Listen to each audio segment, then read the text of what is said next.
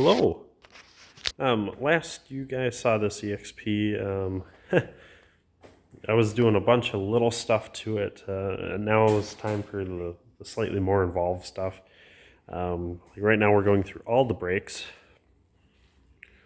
We had just put in a new brake booster, a new master cylinder. The problem we were having before was that this check valve here, it had a little bit of oil and dust accumulated in here, so it was holding the valve stuck open, so air could pass both directions, and that meant that every time you push the brakes, the engine would stall out.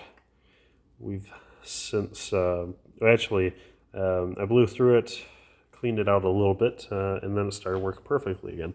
So now I have a spare because these recently jumped up in value. You can't. It's a little piece of plastic. You can't get this sucker for less than $15 anymore. You know, and they used to be a $3 trinket.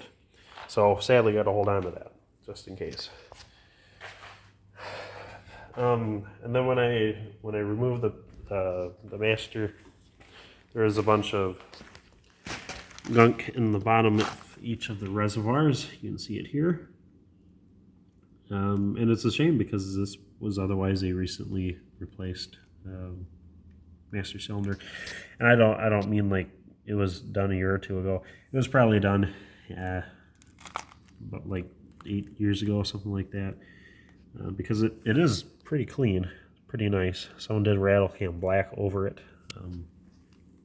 Otherwise it was looking good. So what I gotta do is clean this guy out, and then it'll probably be good to go. So once I clean it out, lube it up so it's ready for storage, then I'll sit on it for a while. We'll throw it into another car.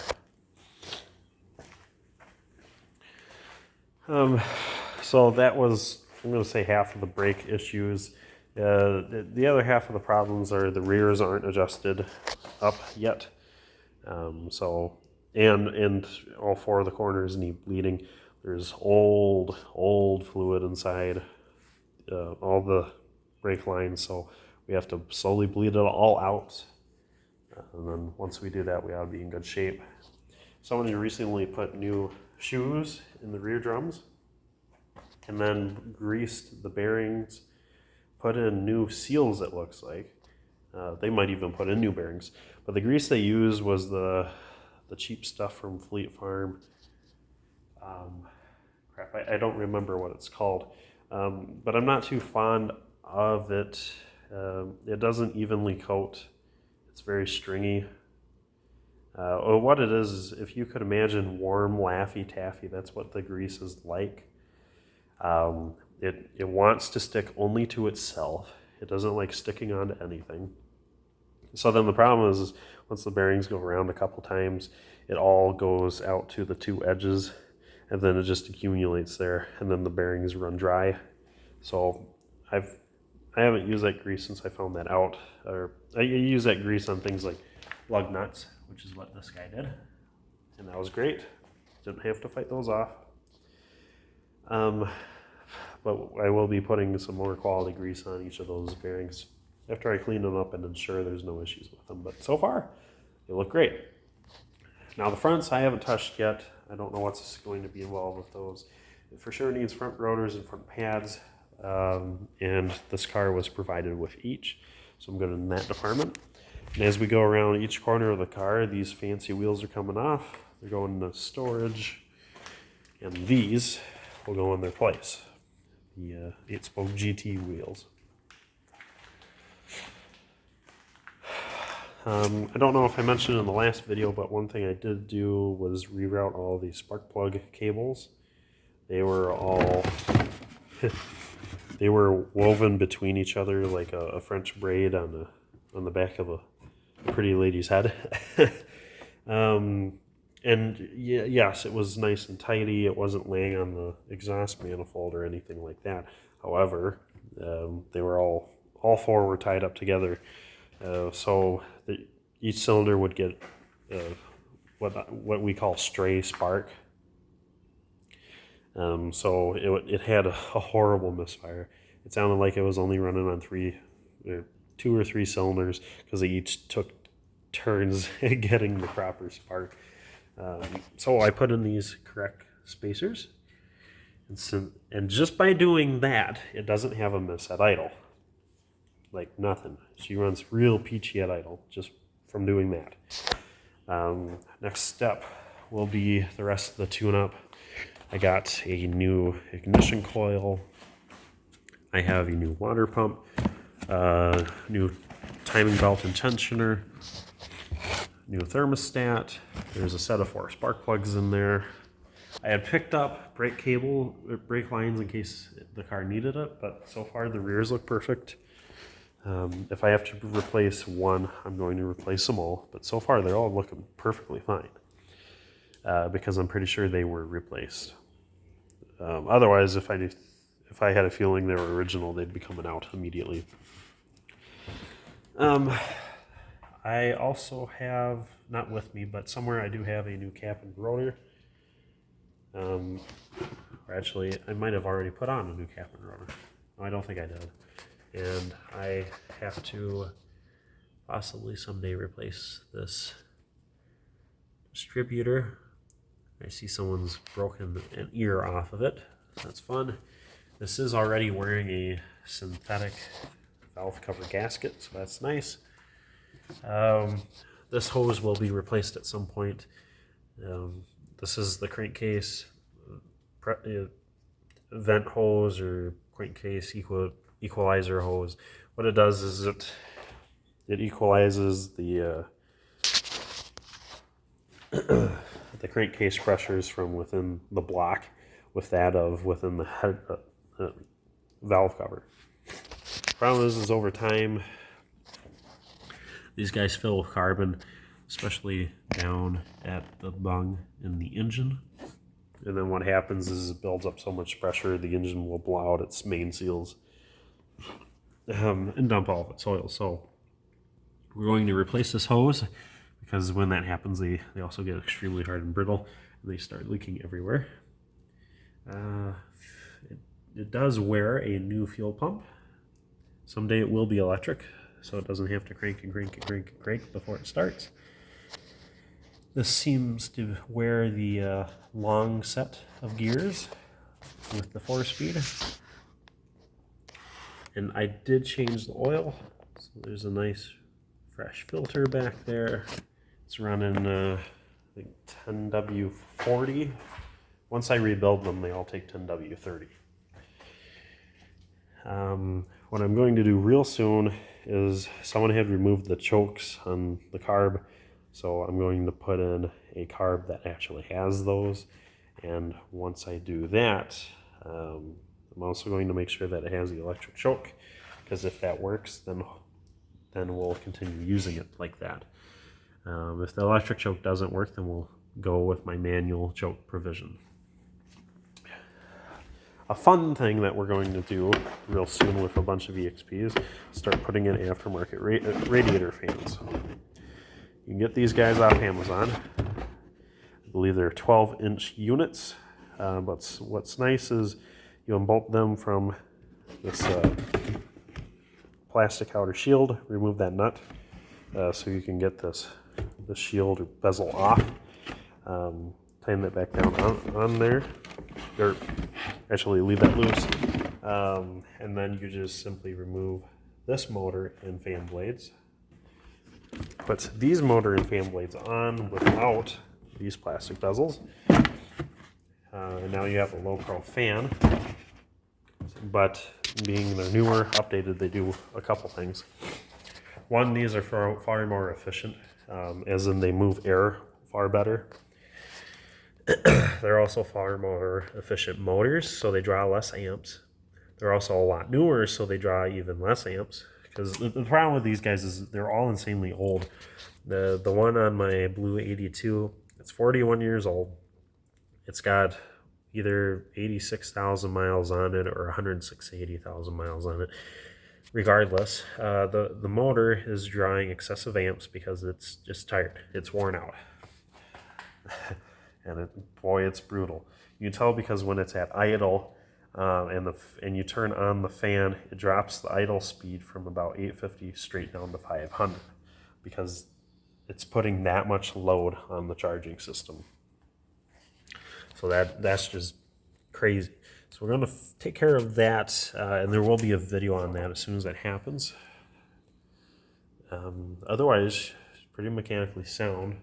Someone put in a new regulator. All the motor mounts, training mounts, pretty good. So we're going to run with those for a while until they become problematic.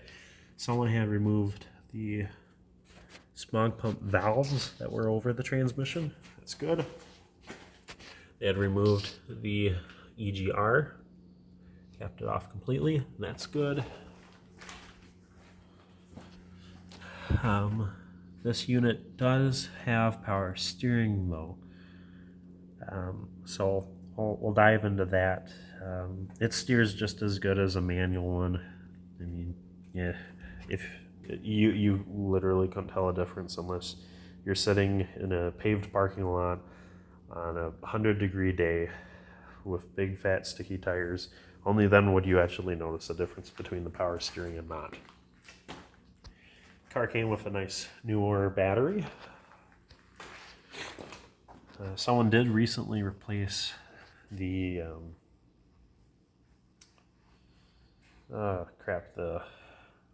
the diaphragm on the timing portion of the distributor, the vacuum advanced diaphragm. Inside the car, we've only done a few things so far, but it was a big job fixing some of these problems. The previous owners had drilled a whole bunch of holes in the floor so that they could have some black, cheap racing seats. Way back when at Pep Boys and J.C. Whitney, you could order up black vinyl racing seats.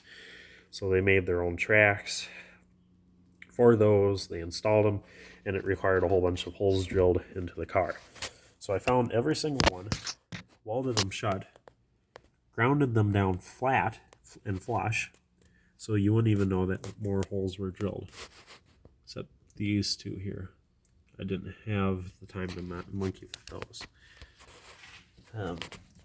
Mostly because they were so close to this. But the next time I have this chair out, I will grind the paint off and we'll weld those shut. But for right now, they're not a problem. They're not going to rust. They're not integral to structure or keeping water out, anything like that. And then I also had to weld in the studs. And then luckily, all the front welded nuts were still in the correct locations and they still had nice clean threads. So we reused those. I took some chair rail bolts that I had from other cars and I used those to bolt down the fronts. And then the rears, I took the same extra bolts I had, because I have a bunch. I took the same extra bolts, I cut them, I welded them into the floor back here, and then I used the correct rear nuts on these guys too. So everything is absolutely correct. There's just a couple compromises, like the stud isn't as tall as they should be. They should be more like that one. But you know, that's little stuff. Once you throw down a carpet, and then I clean these up, paint them black, no one will ever know. Yeah. The other thing I did with one of these chair rails is there it goes over there. I welded a new foot onto one. You can see that one is not so rusty. Yeah, so I cut off the whole bottom of it. I fabricated a thicker piece of metal than stock, put it in, welded it, spray painted it just so it won't rust. And I see that that's actually not looking all the best because these guys are trying to turn brown already. So that's a disappointing. A couple other things I still have to do. The interior needs a full reassembly. You know, I have to put in the center console, the carpet, all the kick panels. These rear panels need to be screwed in, secured. All the rear carpet needs to be installed. Headliner is actually in good shape. Gotta put a lens on here. The dash is actually great. I do have a set of bezels here that I have to install. I need to make sure that these speakers work. The factory radio was wired in funny. It was wired for subs in the back, so there were a whole bunch of thick giant cables going to the back of the car. They were, geez, they were welded in, they were bolted in, they were locked down hard, but I removed all of them because that crap does not belong, nor is it necessary. Um, you put a 100-watt radio in these guys, and that's more than adequate for enjoying these cars at 100 miles per hour with the windows down, with the roof open, etc., etc. I mean, you don't need an insane sound system to be having an incredible time in these. Once we get it running, we'll actually test the functions of these blend doors, as well as the blower fan. I did have to replace the blower fan in my EXP, but that was a costly repair, so I'm hoping to avoid it. But if it needs it, it gets it. We did put in brand new wiper blades, so that's set there. Nothing on the instrument cluster works except the speedometer, so I have to go in there and look at that. Usually the culprit for that is the ribbon strip connector that plugs into the back of these guys. They're just not designed the greatest, so over time one end or both ends can work their way loose a little bit. So I'm willing to bet that's the only problem. But we'll pull it out anyways. We'll clean all the contact strips on the back of these guys, remove all the contact nuts, clean underneath those, apply a little bit of dielectric grease at every contact point, reassemble it, make sure the ribbon connector is clipped in all the way properly, and then we should be golden. What I'll also do is, when it comes to that point, we're going to get some LEDs to put in the back lighting inside these gauges, and then the lower gauge set, because the back lighting with the stock bulbs are kind of a dark. And in my Blue 82, I'd put LEDs in all these warning lights. The problem is when you do that, they're all insanely bright, and you can't adjust their brightness. With the back lights, you can adjust the brightness simply by turning this headlight knob all the way to the right. And then you can turn all the way to the left, hear that click, the interior light should come on, but it doesn't. That's part of the other wiring work I have to do. A lot of times what happens is just down here. It happened to my Blue 82. At some point when I pushed in a fuse, because I took all the old fuses out, put in fresh ones, so they wouldn't be oxidized on the tips of the blades or anything. And when I did that, one of the female receiving contacts up inside this plastic assembly had gone further up, so far up that the fuse wasn't even touching it. So I was getting power to one side of the fuse but not the other, and it prevented my radio from working among a couple other little features inside the car. But otherwise, we're just still plugging away with the car. I did put in escort seats. These are 84 Lynx high backs, and I did have to modify these because they are different than EXP ones. With the EXP ones, simply grab the back of these, tilt them forward. But with these escort ones, you can't do that. You have to pull the silver up. They spring forward just like they would if you were trying to adjust the tilt back. But then you won't really see it very well because I cut it off. But these guys also have a lower lever somewhere down here. And the other seat does have that. Maybe I can show it to you. But I had to cut that off because it hung down so low that it was actually catching on the rear support frame member of the car. So it prevented the seat from going backwards and forward. That's that black tab down there. And I do have a video on what exactly it does. But it does have some sort of